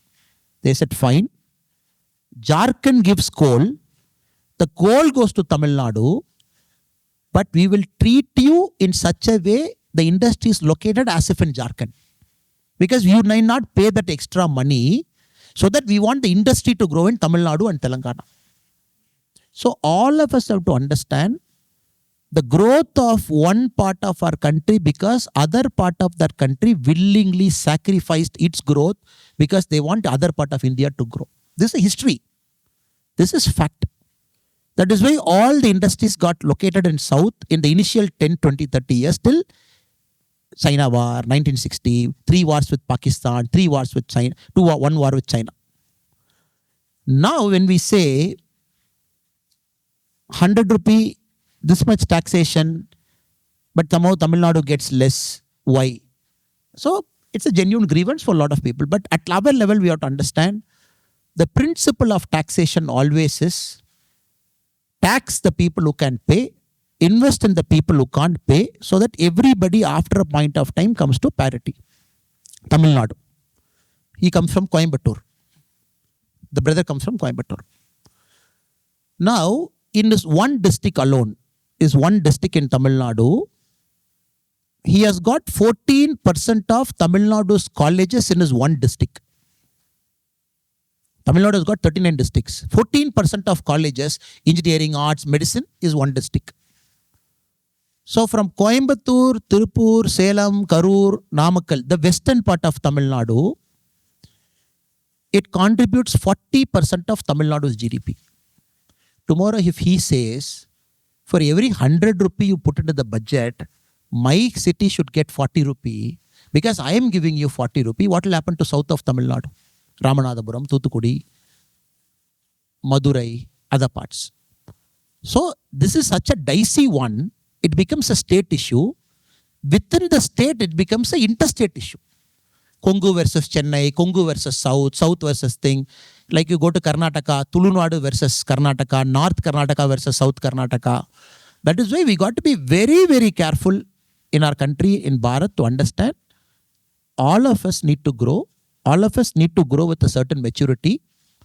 And the central government also has to be fair to every single state. No question. You have every right to say, I am from Telangana, I am from Tamil Nadu, I am from Kerala. Central government has to be fair to everybody. I take your point, brother. Completely I am with you on this. Central government has to be fair to everybody. A BJP government, non-BJP government, Congress government, it has to be fair. Which being a party member, I can say with a lot of conviction that central government is fair. Because we keep getting to Tamil Nadu without any single MP, 42,000 crore for Chennai Metro, this and that. Among the money we got, we keep telling to all my DMK friends, look, if you look at the net money Tamil Nadu has got, it is almost equal to the tax we are paying, proportionately.